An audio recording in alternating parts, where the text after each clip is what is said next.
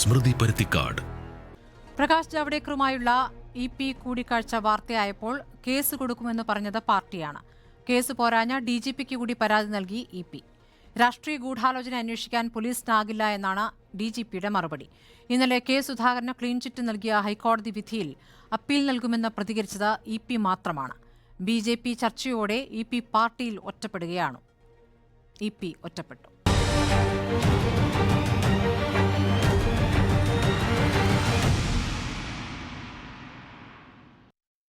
ചർച്ചയിൽ ഇടത് നിരീക്ഷകൻ അഡ്വക്കേറ്റ് പ്രിയദർശൻ തമ്പി, കോൺഗ്രസ് പ്രതിനിധി P മുഹമ്മദ് ഷമാസ്, KSUവിന്റെ സംസ്ഥാന വൈസ് പ്രസിഡന്റാണ്. ആദ്യം മുഹമ്മദ് ഷമാസിലേക്ക്. ഷമാസ്, ഇപ്പോൾ EP ഒരു പരാതി DGPക്ക് നേരിട്ട് നൽകുകയാണ്. ശോഭാ സുരേന്ദ്രൻ അടക്കം ഉള്ള കെ സുധാകരനെതിരെ കൂടി പരാതിയിൽ പറയുന്നുണ്ട്. നന്ദകുമാറുമുണ്ട്. ഈ 3 പേരും ഗൂഢാലോചന നടത്തുകയായിരുന്നു തനിക്കെതിരെ എന്നുള്ളതാണ് അദ്ദേഹത്തിന്റെ പരാതി. BJPയിലേക്ക് പോകുകയാണ് എന്ന വാർത്ത സൃഷ്ടിച്ച് കള്ളവാർത്ത സൃഷ്ടിക്കുകയായിരുന്നു, ഗൂഢാലോചനയുണ്ട് അതിന്മേൽ എന്ന പരാതി DGPക്ക് നൽകുമ്പോൾ രാഷ്ട്രീയ ഗൂഢാലോചന അന്വേഷിക്കാനാകില്ല എന്ന് പോലീസ് പറയുകയാണ്. പോലീസ് ഇക്കാര്യത്തിൽ രാഷ്ട്രീയ ഗൂഢാലോചനകൾ നേരത്തെ അന്വേഷിച്ചിട്ടില്ല എന്നാണോ മനസ്സിലാക്കേണ്ടത്? നിങ്ങളുടെ ഒരു മനസ്സിലാക്കൽ എന്താണ്? കെ സുധാകരനെ കൂടി പ്രതിയാക്കിക്കൊണ്ടാണ് അദ്ദേഹം പരാതി നൽകിയിരുന്നത്.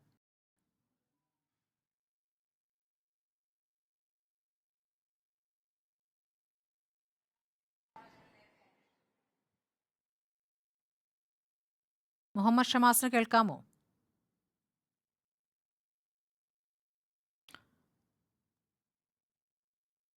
കേൾക്കുന്നില്ല. അഡ്വക്കേറ്റ് പ്രിയദർശൻ തമ്പി, കേൾക്കാമോ?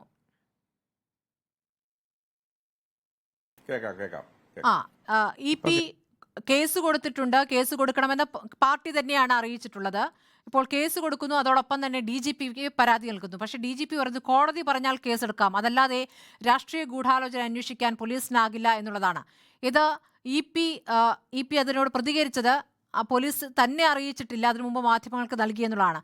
ഇതിലൊക്കെ തന്നെയും EP ഒറ്റയ്ക്കാണ് എന്നൊരു തോന്നൽ ഉണ്ടാക്കുന്നില്ലേ? EPയെ ഈ വിഷയത്തിൽ പാർട്ടി സഹായിക്കുന്നില്ല, സർക്കാർ ഇപ്പോൾ കൈവിട്ടു എന്നാണോ മനസ്സിലാക്കേണ്ടത്?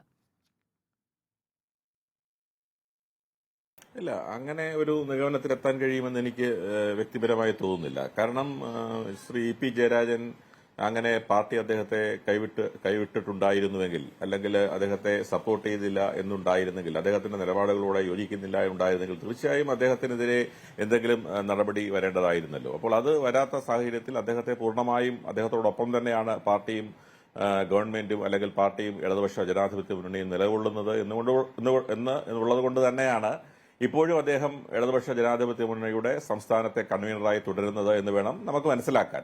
അതുകൊണ്ട് തന്നെ അത്തരത്തിൽ അതിനെ കാണാൻ കഴിയും എന്ന് എനിക്ക് തോന്നുന്നില്ല. പിന്നെ പോലീസിന്റെ അഭിപ്രായം എനിക്ക് തോന്നുന്നത്, കാരണം ഈ ഗൂഢാലോചന എന്ന് പറയുമ്പോൾ, ഗൂഢാലോചന ആരോപിക്കുമ്പോൾ പോലും ഇതൊരു നോൺ കോഗ്നൈസബിൾ ഒഫൻസിന്റെ ഗണത്തിൽ വരുന്ന ഒരു ഒഫൻസായിട്ട്, ഈവൻ ഒഫൻസ് ഉണ്ടെങ്കിൽ പോലും കണക്കാക്കാൻ കഴിയുകയുള്ളൂ എന്നുള്ള അഭിപ്രായക്കാരനാണ് ഞാനും. കാരണം 2 തരത്തിലുള്ള ഒഫൻസ് ഉണ്ട്. പോലീസിന് നേരിട്ട് കേസെടുക്കാവുന്ന കാര്യങ്ങൾ, കോടതിയുടെ ഉത്തരവോടുകൂടി കേസെടുക്കാവുന്ന കാര്യങ്ങൾ. എനിക്ക് തോന്നുന്നു ഈ അലിഗേഷൻസ് കോൺസ്റ്റിറ്റ്യൂട്ട് ചെയ്യുന്നത് പോലീസിന് നേരിട്ട് കേസെടുക്കാവുന്ന ഒരു കുറ്റകൃത്യമായി വരുന്നില്ല എന്നുള്ള ഒരു പരിപ്രേക്ഷ്യമായിരിക്കണം പോലീസ് ഇത് സംബന്ധിച്ച് നൽകിയിരിക്കുന്നത്. അത് ഒരർത്ഥത്തിൽ ശരിയായ കാര്യം തന്നെയാണ് എന്ന് വേണം കണക്കാക്കുവാനും. മുഹമ്മദ് ഷമാസ്, ഇപ്പോൾ കേൾക്കാമോ? കേൾക്കാം. EPയുടെ പരാതിയിൽ കേസെടുക്കാനാകില്ല എന്നാണ് പോലീസ് അറിയിക്കുന്നത്. ഊഹങ്ങളുടെ അടിസ്ഥാനത്തിൽ ഒരു കേസെടുക്കാനാകില്ല, മാത്രമല്ല രാഷ്ട്രീയ ഗൂഢാലോചന അത് പോലീസിന് അന്വേഷിക്കാനാകില്ല എന്നാണ് പറയുന്നത്. ഇതിനെ എങ്ങനെയാണ് കോൺഗ്രസ് കാണുന്നത്? ഈ പരാതിയിൽ കെ സുധാകരൻ കൂടി ഗൂഢാലോചനയിൽ പങ്കുണ്ട് എന്ന് പറയുന്നുണ്ട്.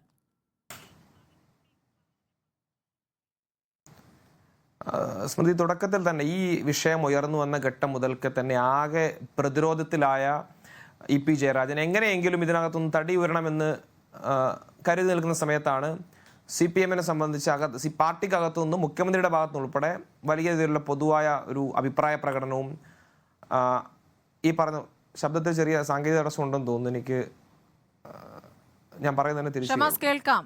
ഒന്ന് ഇവിടെ പരിഹരിക്കുന്നതായിരിക്കും, ഒന്ന് പറഞ്ഞോളൂ.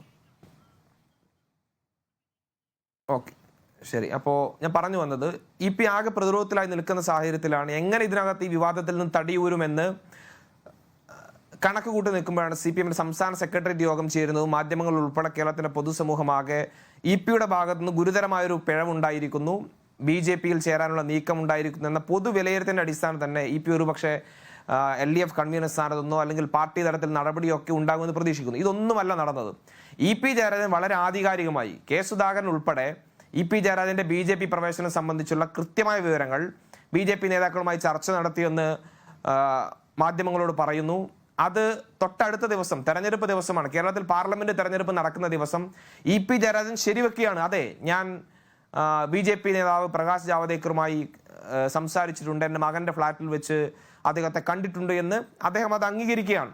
അങ്ങനെ ഒരു ഘട്ടത്തിൽ എല്ലാ തരത്തിലും ഈ വാദങ്ങളെയെല്ലാം ഈ പറഞ്ഞ ഇവര് ഗൂഢാലോചനയെന്നും രാഷ്ട്രീയമായി ഇല്ലാതാക്കാനുള്ള ശ്രമം എന്നൊക്കെ പറഞ്ഞ് പ്രതിരോധിക്കാൻ ശ്രമിക്കുന്ന ആ EP ജയരാജന്റെ BJP പ്രവേശനത്തെ കൃത്യമായി വസ്തുതകളുടെ അടിസ്ഥാനത്തിൽ കൃത്യമായ വിവരങ്ങളുടെ അടിസ്ഥാനത്തിൽ ശ്രീ കെ സുധാകരൻ ഉൾപ്പെടെ പുറത്തു പറഞ്ഞപ്പോൾ അത് ആ വിഷയത്തിൽ പ്രതിക്കൂട്ടിലായ CPM, അത് എന്തുകൊണ്ടാണ് CPM-നെ ആകെ പ്രതിക്കൂട്ടിലാക്കിയത്? EP ജയരാജനെ മാത്രമല്ലല്ലോ, പല ആളുകളുടെ ഈ വിഷയവുമായി ബന്ധപ്പെട്ട പ്രതികരണത്തിൽ EP ജയരാജനോടൊപ്പം കേരളത്തിന്റെ മുഖ്യമന്ത്രി ഉൾപ്പെടെ ഇതെല്ലാം മുഖ്യമന്ത്രി പിണറായി വിജയൻ ഉൾപ്പെടെ അറിഞ്ഞുകൊണ്ടാണ്, ഇതെല്ലാം ഒരു കൂട്ടുകച്ചവടത്തിന്റെ ഭാഗമായിരുന്നു, ചില രാഷ്ട്രീയ അന്തർധാരകളുടെയൊക്കെ ഭാഗമാണ് എന്ന ഒരു തലത്തിലേക്ക് ആ വിവാദം, ആ EP ജയരാജന്റെ BJP പ്രവേശന ആരോപണമൊക്കെ മറ്റൊരു തലത്തിലേക്ക് മാറുമ്പോഴാണ് EP ജയരാജനെ ഉൾപ്പെടെ രക്ഷപ്പെടുത്തിക്കൊണ്ട് പാർട്ടിക്ക് നിലപാട് സ്വീകരിക്കേണ്ടി വന്നത്.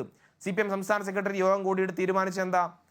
EP-യുടെ എല്ലാ വാദങ്ങളെയും അംഗീകരിക്കുന്നു, EP-ക്ക് പാർട്ടിയുടെ പൂർണ്ണ പിന്തുണ, അങ്ങനെ ഒരു സഖാവല്ല EP എന്ന് പറഞ്ഞ് EP-ക്ക് ക്ലീൻ ചീറ്റ് നൽകുന്നു.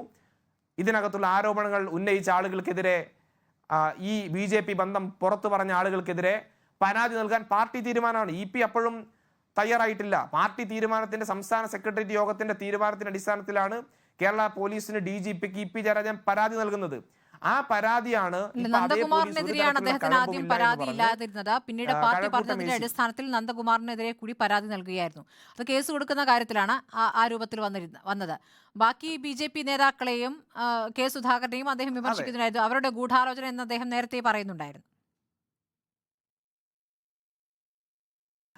എന്തുകൂടെ ഈ വിഷയത്തിൽ ശ്രീ KPCC അധ്യക്ഷൻ കെ സുധാകരൻ ഉൾപ്പെടെയുള്ള ആളുകൾ തുടക്കം മുതൽ തന്നെ വ്യക്തമാക്കി, ശോഭാ സുരേന്ദ്രനെയും കെ സുധാകരനെയും ദല്ലാൽ നന്ദകുമാറിനെയൊക്കെ കൂട്ടിക്കെട്ടിയിട്ടാണല്ലോ ഇവർ ഈ ഗൂഢാലോചന വാദമൊക്കെ ഉന്നയിക്കുന്നത്.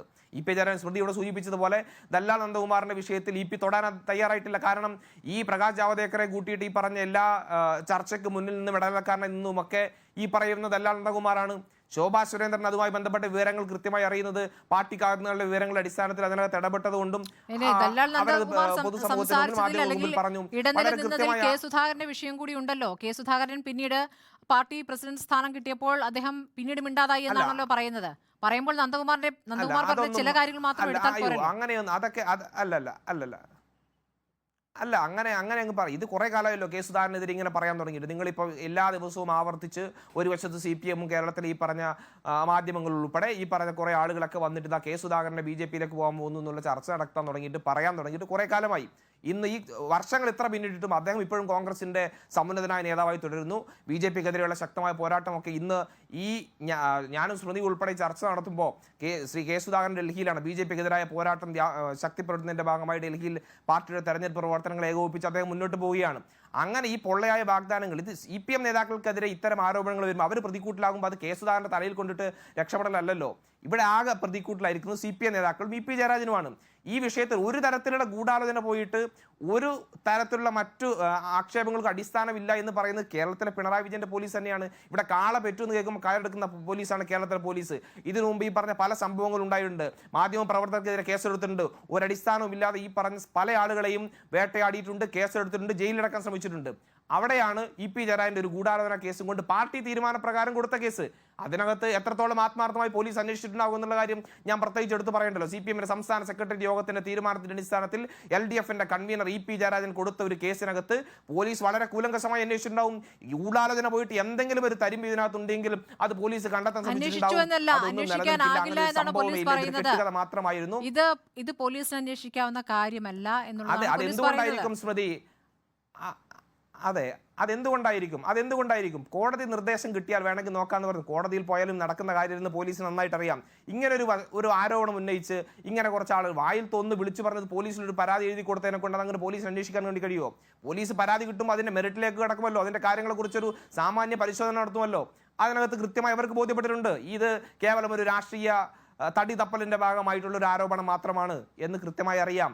അത് നന്നായി അറിയുന്ന ആളുകൾ തന്നെയാണ് ഈ പറഞ്ഞ പരാതി കൊടുക്കാൻ പറഞ്ഞ ആളുകളും. ജനങ്ങളുടെ കണ്ണിൽ പൊടിയുന്നതിന് നടപടി മാത്രമായിരുന്നു. ഇപിയുടെ കാര്യത്തിൽ ഇപി ഒറ്റപ്പെടുന്നു എന്ന ചോദ്യം ചോദിക്കുന്നതിന് കാരണം ഇന്നത്തെ ഈ പോലീസിന്റെ തീരുമാനം മാത്രമല്ലല്ലോ. കഴിഞ്ഞ ദിവസം കെ സുധാകരനെ ക്ലീൻ ചിറ്റ് നൽകിക്കൊണ്ടുള്ള ഹൈക്കോടതി ഉത്തരവ് വരുന്നു.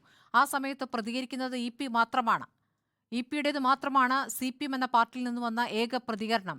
അത് അത്ഭുതകരമായിട്ട് താങ്കൾക്ക് തോന്നുന്നില്ലേ? സാധാരണഗതിയിൽ പാർട്ടി സെക്രട്ടറി ഈ വിഷയത്തിൽ പ്രതികരിക്കേണ്ടതാണ്, അപ്പീൽ പോകുമെന്നടക്കമുള്ള കാര്യങ്ങൾ. കാരണം ഇന്നും ഇന്നലെയും തുടങ്ങിയ വിഷയമല്ല ഇത്. 29 വർഷമായി സുധാകരനെതിരെ ഉന്നയിക്കുന്ന പ്രധാനപ്പെട്ട ആരോപണമാണ്. ഇപിക്ക് വെടിയേറ്റ സംഭവമാണ്. അതിനെ പല ഘട്ടങ്ങളിലും EP ആ തരത്തിൽ പാർട്ടിക്ക് വേണ്ടി വെടിയേറ്റ ആൾ എന്ന രൂപത്തിൽ തന്നെയാണ് അവതരിപ്പിച്ചിട്ടുള്ളത്. അങ്ങനെ അവതരിപ്പിച്ചിരുന്ന ഒരാളെ പിന്നീട് അവഗണിക്കുന്നതിലേക്ക് കാര്യങ്ങൾ എത്തിയോ എന്നുള്ളതാണ് ചോദ്യം. ഇന്നലെ പാർട്ടി മറ്റു കാര്യത്തിൽ പ്രതികരിക്കുന്നുണ്ട്. ഗവർണറുടെ വിഷയത്തിൽ ഗവർണർക്ക് തിരിച്ചടി നേരിട്ടല്ലോ ഇന്നലെ ഹൈക്കോടതിയിൽ നിന്ന്. അപ്പോൾ ആ വിഷയത്തിൽ ഒരു പ്രസ്താവനയിലൂടെ പാർട്ടി സെക്രട്ടറി പ്രതികരിക്കുന്നുണ്ട്. ഈ വിഷയം കണ്ടതായി പോലും നടിച്ചില്ല. എന്തുകൊണ്ടായിരിക്കാം? അല്ല, അത് ഞാൻ മനസ്സിലാക്കുന്നത് ആ വിഷയം നമ്മൾ ഗവർണറുടെ വിഷയവും അതുപോലെയുള്ള സമാനമായ വിഷയങ്ങളും അടിയന്തരമായി പ്രതികരണം അർഹിക്കുന്ന വിഷയങ്ങളാണ്, അല്ലെങ്കിൽ അടിയന്തരമായി പ്രതികരിക്കേണ്ട വിഷയങ്ങളാണ്. ഇപിയുടെ കേസുമായി ബന്ധപ്പെട്ടുകൊണ്ട് ബഹുമാനപ്പെട്ട കേരള ഹൈക്കോടതിയിൽ നിന്നുള്ള വിധിയുമായി ബന്ധപ്പെട്ടുകൊണ്ട് അതിൽ ഈ അവസരത്തിൽ അപ്പീൽ പോകും എന്നുള്ളതല്ലാതെ മറ്റു പ്രതികരണങ്ങൾ വളരെ അവധാനതയോടെ തന്നെ ചെയ്യേണ്ടതാണ് എന്നുള്ള കാര്യത്തിൽ യാതൊരു സംശയവുമില്ല. കാരണം സംസ്ഥാനത്തെ ഒരു ഹൈക്കോടതി, ആ ഹൈക്കോടതിയിൽ അപ്പീൽ സുപ്രീം കോടതിയിലേ നിൽക്കുകയുള്ളൂ. ക്രിമിനൽ മാറ്ററിലെ ഡിവിഷൻ ബെഞ്ചിൽ പോലും അപ്പീൽ കൊടുക്കാൻ കഴിയില്ല. അപ്പോൾ ആ കോടതി വളരെ സാങ്കേതികത്വമുള്ള ഒരു കേസാണിത്. നമുക്കറിയാം ഈ കേസിന്റെ സംഭവം നടന്നത് ആന്ധ്രയിലെ നെല്ലൂരിൽ വെച്ചാണെങ്കിൽ ഗൂഢാലോചന നടന്നു എന്ന് ആരോപിക്കുന്നത് തിരുവനന്തപുരത്ത് വെച്ചാണ്. അപ്പോൾ അത്തരത്തിൽ വളരെ സാങ്കേതികമായി ആദ്യം ഒരു FIR ഉണ്ടായിരുന്നു, പിന്നീട് FIR ഉണ്ടെന്ന് പറയുന്നു. അത് സംബന്ധിച്ച് സമാനമായ ഒട്ടനവധി സുപ്രീം കോടതി വിധികളും ഒരു നിയമപ്രശ്നമാണ്. ആ നിയമപ്രശ്നത്തെ അഡ്രസ് ചെയ്തുകൊണ്ട് ബഹുമാനപ്പെട്ട ഹൈക്കോടതിയിൽ ഉത്തരവ് പറഞ്ഞപ്പോൾ ആ ഉത്തരവിൽ ഉടൻ പ്രതികരിക്കേണ്ട എന്നുള്ള തീരുമാനം തന്നെ ആകണം പാർട്ടി എടുത്തിട്ടുള്ളത് എന്ന് വേണം കണക്കാക്കാൻ. അതുകൊണ്ട് തന്നെ അങ്ങനെ ഒരു പ്രതികരണം ഉടനെ ഉണ്ടായില്ല എന്നുള്ള ഒറ്റ കാരണം കൊണ്ട് EPയെ പാർട്ടി സംരക്ഷിക്കുന്നില്ല. പോരാട്ടത്തിൽ പോകുമെന്ന് പറയുന്നതിൽ എന്ത് സംഭവിക്കും? അത് ഇപിക്ക് പറയാൻ പറ്റുമെങ്കിൽ എന്തുകൊണ്ട് പാർട്ടിക്ക് പറയാൻ പറ്റുന്നില്ല? അപ്പീൽ അല്ല, അദ്ദേഹം പറഞ്ഞല്ലോ, അദ്ദേഹം EP ആണത് പറയേണ്ട ഫസ്റ്റ് പേഴ്സൺ. അദ്ദേഹം അത് ഫസ്റ്റ് അദ്ദേഹത്തിന്റെ പ്രതികരണത്തിൽ തന്നെ അപ്പീൽ പോകുമെന്ന് പറയേണ്ട ഫസ്റ്റ് പേഴ്സണായി EP പറഞ്ഞു. ഇനി പാർട്ടി അത് സംബന്ധിച്ച് തീർച്ചയായും പാർട്ടി സെക്രട്ടറിക്കോ അല്ലെങ്കിൽ ഉത്തരവാദിത്തപ്പെട്ട ആളുകൾക്കോ ഒരു കമ്മിറ്റിയുടെ തീരുമാനമില്ലാതെ അത്തരത്തിൽ പറയാൻ സാധിക്കുകയില്ല. അതുകൊണ്ട് തന്നെയാകണം. അല്ല, ആ ഒരു സിംഗിൾ ഇൻസിഡന്റ് കൊണ്ട് മാത്രം നമുക്ക് അത്തരത്തിൽ പറയാൻ സാധിക്കുമെന്നുള്ളതിനെ എനിക്ക് സംശയം. നിമിഷ നേരം കൊണ്ട് പ്രതികരിക്കേണ്ട വിഷയം എന്തെന്ന് കൃത്യമായി അറിയാം. ഇപിയുടെ കാര്യത്തിൽ ഇനി തീരുമാനമെടുക്കുക കേന്ദ്ര കമ്മിറ്റിയിലാണ്. 4-ാം തീയതി വോട്ടെണ്ണലിന് ശേഷം അതിന്മേലൊരു ആലോചനയുണ്ടാകും എന്ന് തന്നെയാണ് അറിയാനാകുന്നത്. പാർട്ടി ഇപ്പോൾ ഇപിയിൽ നിന്നും അല്പം അകലം പാലിച്ചുകൊണ്ടാണ് പ്രതികരിക്കുന്നത് എന്നുള്ള കാര്യത്തിൽ സംശയമില്ല. വളരെ നന്ദി ശ്രീ പ്രിയേശൻ തമ്പി, P. മുഹമ്മദ് ഷമാസ് ചർച്ചയിൽ പങ്കെടുത്തതിന്.